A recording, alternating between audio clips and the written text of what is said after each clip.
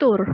Fraktur atau patah tulang merupakan kondisi ketika tulang menjadi patah, retak, atau pecah sehingga mengubah bentuk dan posisi tulang. Segala jenis tulang yang ada pada tubuh manusia sejatinya dapat mengalami fraktur.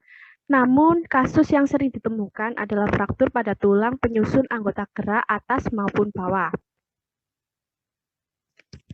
Fraktur dapat dialami oleh siapapun dan pada usia berapapun apabila cedera atau kecelakaan.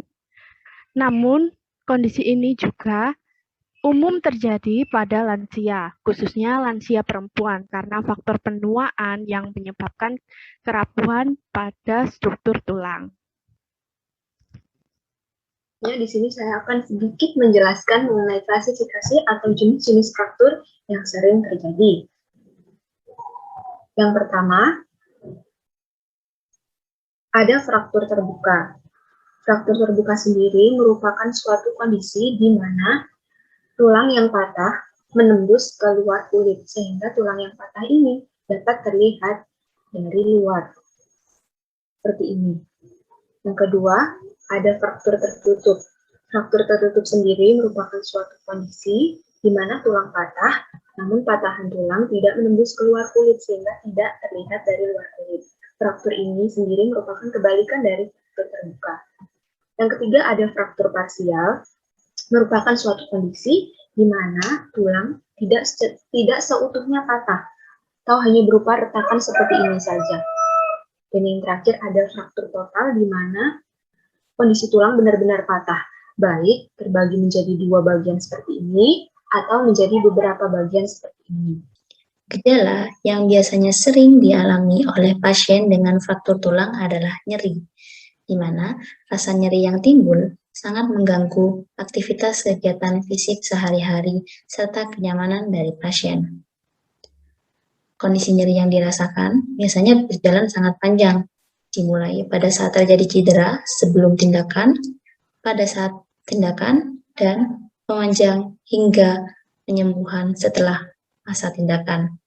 Oleh karena itu, intervensi yang dilakukan biasanya dibagi menjadi dua, yaitu intervensi farmakologis dengan pemberian obat penghilang rasa nyeri, dan intervensi non-farmakologis dengan terapi dan relaksasi yang bermacam-macam. 5. Tindakan farmakologis menggunakan obat analgesik disesuaikan dengan tingkat keparahan dan kondisi pada saat penanganan. Beberapa analgesik yang biasa digunakan yaitu A. Pada saat dan pasca tindakan operatif. Biasanya pasien akan diberikan selecosid 200 mg, pregabalin 75 mg, acetaminophen secara IV 1 gram, dan oxycodone 10 mg, bersama dengan metoclopramid 10 mg untuk mengontrol mual. B. Intratindakan operatif. Biasanya pasien akan diberikan obat bersamaan dengan anestesi bupivacain HCl ditambah morfin 10 mg dalam banyak kasus, dan ketorolac 30 mg.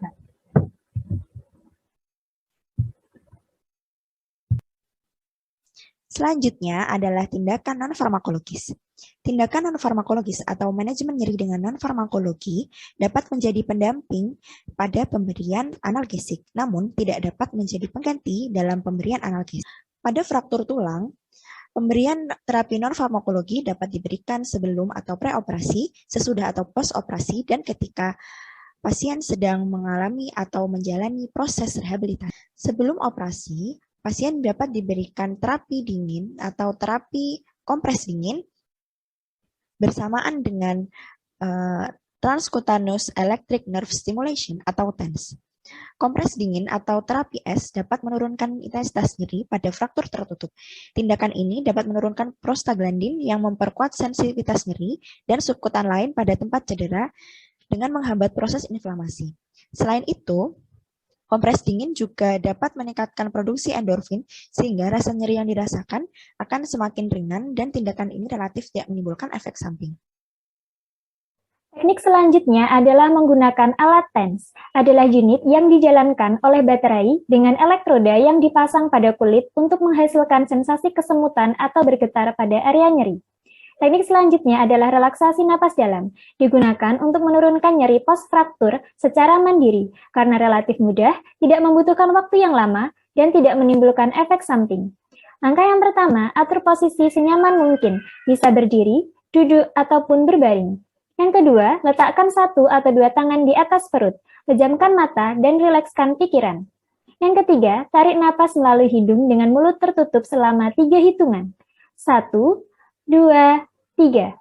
Yang keempat, hembuskan napas melalui mulut seperti gerakan meniup sampai terdengar suara hembusan. Konsentrasikan pikiran ke area yang dirasakan nyeri. Ulangi kegiatan ini 5-10 kali atau sampai Anda merasa nyaman.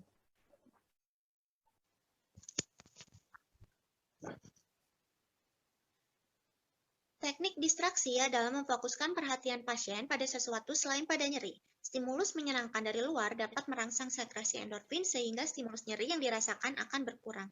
Teknik distraksi visual, auditori, pernapasan, intelektual, dan juga sentuhan apabila dikombinasikan akan lebih efektif dalam menurunkan nyeri dibanding stimulus pada satu indera saja. Relaksasi otot progresif dengan latihan range of motion selain dapat mengatasi nyeri juga dapat memperbaiki jaringan yang luka dan kekuatan otot pada post-operasi fraktur. Penata laksana ini dapat dijadikan sebagai upaya rehabilitasi. Latihan ini dapat dilakukan dengan mengontraksikan masing-masing otot dalam 10 kali hitungan kemudian lemaskan.